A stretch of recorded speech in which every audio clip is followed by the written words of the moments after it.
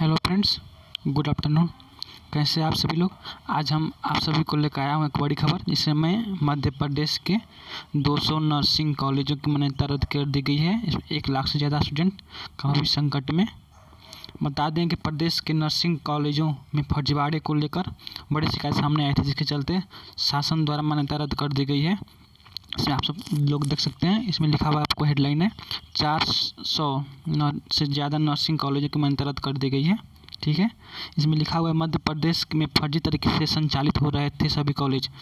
छात्रों ने किया था भोपाल में हंगामा। फर्जी कॉलेजों में दाखिला लेने वाले छात्र छात्राओं ने अपने आप को उस समय ठगा महसूस करने लगे, जब उन्हें मालूम चला कि उन्होंने कॉलेज में प्रवेश तो ले लिया, लेकिन उनका नामांकन नर्सिंग काउंसिल में रजिस्टर्ड नहीं हुआ है और परीक्षा के लिए वह वैध नहीं है। इस बात की जानकारी लगते ही कई कॉलेजों के छात्र छात्राओं बीते दिन भोपाल आए थे और अपनी समस्याओं से रजिस्ट्रार को अवगत कराया था। सभी छात्र छात्राओं ने नर्सिंग काउंसलिंग कार्यालय के बाहर न सिर्फ प्रदर्शन किया बल्कि हंगामा किया।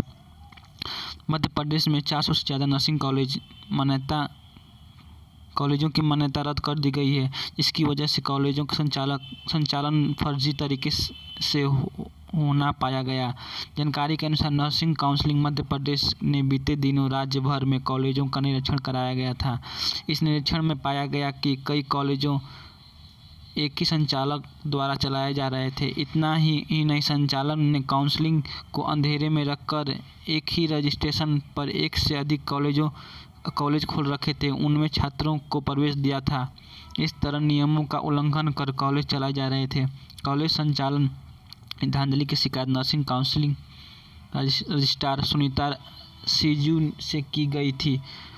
उन्होंने इन शिकायत पर संज्ञान लेते हुए कॉलेजों का निरीक्षण कराया। निरीक्षण दलों ने पाया कि एक ही बिल्डिंग में 3 और 4 कॉलेज चल रहे हैं। इन सभी कॉलेजों में छात्र छात्राओं को प्रवेश दिया गया है। इसके अलावा और सभी कॉलेज की मान्यता रद्द कर दी गई है। प्रदेश में 16 से ज़्यादा कॉलेज। मध्य प्रदेश में निजी नर्सिंग कॉलेजों की संख्या 1600 से ज़्यादा है। इनमें डिप्लोमा डिग्री पीजी कॉलेज शामिल है। 400 कॉलेजों की मान्यता समाप्त होने के बाद अब यह संख्या 1200 के आसपास रह जाएगी। आपको बता दें कि हर कॉलेज में सिर्फ एक कोर्स के लिए 60 सीटें दी गई। कॉलेज संचालकों ने फर्जीवाड़ा करते हुए एक ही कॉलेज में 200 से ज़्यादा छात्रों को प्रवेश दे दिया था। कॉलेजों की इस मनमानी के चलते 2000 से ज़्यादा छात्र प्रभावित हुए हैं।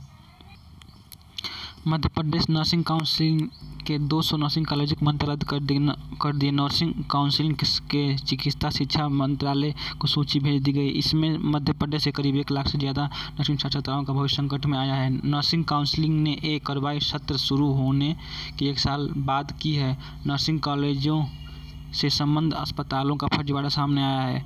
बाद में कार्रवाई की गई। सबसे ज़्यादा भोपाल और ग्वालियर संभाग के कॉलेज इससे प्रभावित हुए हैं। मान्यता रद्द होने के बाद शिक्षा एवं चिकित्सा मंत्री विश्वास सारंग ने कहा कि नर्सिंग कॉलेजों के सुदृढ़ीकरण किया जा रहा है। हमने इस क्षेत्र को साफ सुथरा करने का निर्णय लिया था, जिसके कारण यह कार्रवाई की गई है। शिक्षा के क्षेत्र में फर्जीवाड़ा नहीं होने दिया जाएगा। प्रवेश में फर्जी नर्सिंग कॉलेजों को संचालित नहीं होने दिया जाएगा। फर्जी कॉलेज ही रहेंगे तो छात्रों का भविष्य खतरे में रहेंगे। हम एक नीति बनाने की तैयारी करेंगे जिसमें छात्रों को कोई नुकसान नहीं होगा।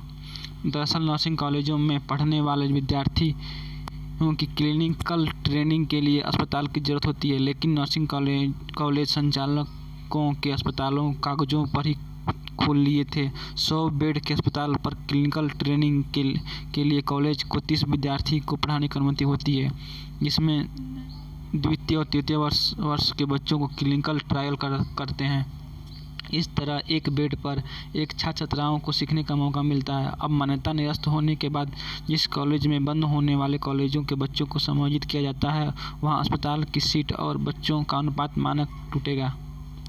यह मामला कोरोना के समय प्रकाश में आया, जब कोरोना संक्रमित मरीजों को भर्ती कराने के लिए इन अस्पतालों में स्वास्थ्य सुविधाएं नदारद मिली। इसके बाद नर्सिंग काउंसिलिंग ने नर्सिंग कॉलेजों की जांच करवाई। जांच में करीब 200 नर्सिंग कॉलेजों में नर्सिंग काउंसिलिंग की क्लिनिकल ट्रेनिंग के लिए संबद्ध अस्पताल और परीक्षण में कमी पाई, जिसके बाद एक कार्रवाई की गई। नर्सिंग काउंसिलिंग में अप्रैल 2022 के दूसरे सप्ताह में नर्सिंग कॉलेजों की मान्यता की सूची कॉलेज के लॉगिन पर भेजी।